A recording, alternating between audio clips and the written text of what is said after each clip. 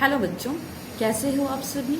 आशा करती हूँ कि आप सभी लोग बहुत अच्छे होंगे, अपने घरों में होंगे और सुरक्षित होंगे। आज की इस वीडियो में हम जो डिस्कस करेंगे वो है उत्पादन के कारक, जिसे हम इंग्लिश में फैक्टर्स ऑफ प्रोडक्शन बोलते हैं। तो एक चीज़ मैं आपको क्लियर कर दूं कि जब भी हम कोई भी चीज़ पढ़ें या आप कोई भी चीज़ किसी भी टॉपिक को पढ़ो तो टॉपिक का मतलब आपको ज़रूर पता होना चाहिए। जैसे कि हम यहाँ पर बात कर रहे हैं उत्पादन के कारक की, तो उत्पादन के कारक का मतलब हमें पता होना चाहिए। उत्पादन मतलब क्या होता है, कारक क्या होते हैं, फैक्टर्स क्या होते हैं। तो उत्पादन क्या होता है, किसी चीज़ को प्रोड्यूस करना, चाहे कृषि क्षेत्र में लोग लगे हुए हों, चाहे वो किसी चीज़ को बना रहे हों, विनिर्माण क्षेत्र में लोग लगे हुए हों, वहाँ पर वो किसी चीज़ का उत्पादन कर रहे होते हैं।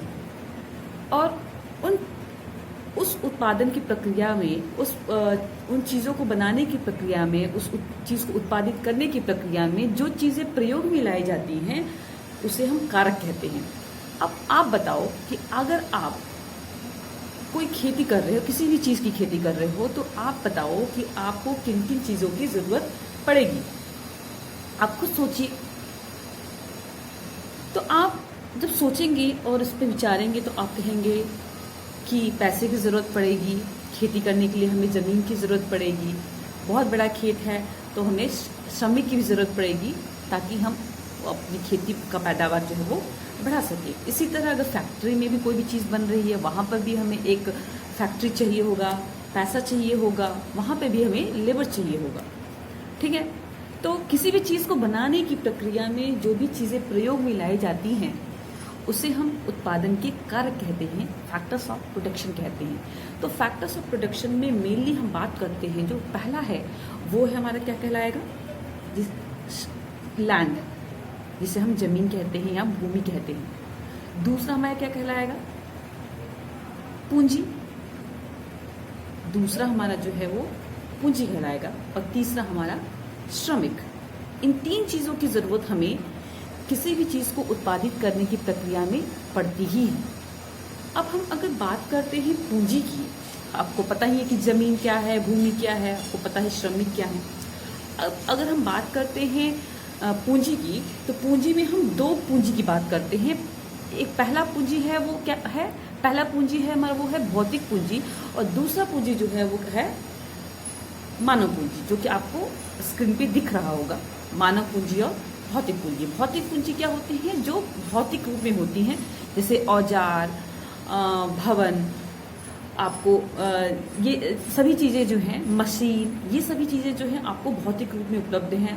उन्हें आप फिजिकली आप उसको टच कर सकते हैं, आप उसे देख सकते हैं, वो भौतिक पूंजी हुई। ये पूंजी इसलिए है क्योंकि ये उत्पादन की प्रक्रिया में बहुत बड़ा रोल प्ले करती हैं, और ये हमारे एज अ पूंजी, एज अ पैसे के रूप में हमें काम में आती हैं उत्पादन की प्रक्रिया में।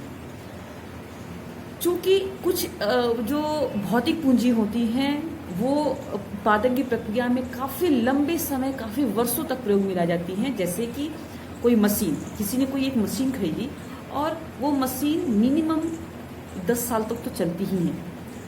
तो ऐसे पूंजी जो कि उत्पादन की प्रक्रिया में काफ़ी लंबे समय, काफ़ी वर्षों तक प्रयोग में लाई जाती हैं, ऐसे पूंजी को हम क्या कहते हैं, स्थायी पूंजी कहते हैं।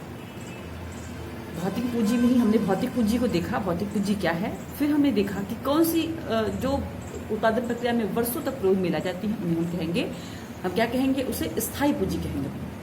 और इसी भौतिक पूंजी में एक और पूंजी है जिसे हम कार्यशील पूंजी कहते हैं। अब हमें नाम से ही स्पष्ट हो रहा है कि कार्यशील इसे क्यों कहा जा रहा है। कार्यशील मतलब कि कार्य के दौरान जिस पूंजी की हमें ज़रूरत पड़ती है, जैसे कच्चा माल। कच्चा माल आप कहोगे, अब कच्चा माल क्या होता है, जैसे कि आपको गुड़ बनाना है तो आपको गन्ने की ज़रूरत पड़ेगी ही, ईख की ज़रूरत पड़ेगी ही। तो ईख क्या है, एक कच्चा माल है। आप सूती कपड़ा बना रहे हो तो इसके लिए कपास क्या है, कपास एक कच्चा माल है, जिसको हम इंग्लिश में रॉ मटेरियल कहते हैं। तो ये जो कच्चा माल है और नगद पैसा है, ये सभी जो होते हैं कार्यशील पूंजी होती हैं, क्योंकि कार्य के दौरान हर स्टेप पर हमें इनकी ज़रूरत पड़ती ही है। ऐसा नहीं है कि भौतिक पूंजी या स्थायी पूंजी की तरह हमने इसको एक बार खरीद लिया, एक मशीन हमने एक बार खरीद ली और वो हमारे काफ़ी वर्षों तक प्रयोग में आएंगे। नहीं, ये जो कार्यशील पूंजी है वो हमें हमारे उत्पादन के हर एक स्टेप में हमें काम में आती है, हमें ज़रूरत इसकी पड़ती ही है। तो कार्य के दौरान, उत्पादन की प्रक्रिया के दौरान जो भी पूंजी प्रयोग में लाई जाती है उसको हम बोलते हैं कार्यशील पूंजी। अब दूसरा हमने जो देखा था मानव पूंजी। मानव पूंजी क्या है? अब आप अपने आप को मानव पूंजी कह सकते हो, बशर्ते कि आप कहो कि हाँ, मैं पढ़ाई में बहुत अच्छा ये परफॉर्म करूँगा या करूँगी, मैं बहुत अच्छे नंबर लाऊंगी या लाऊंगा, और इस तरह से आप एक अच्छा जॉब पाओगे, ये इनकम अर्न करोगे। तो आप क्या होगे? आप पहले तो अपने घर वालों के लिए एक मानव पूंजी कहलाओगे।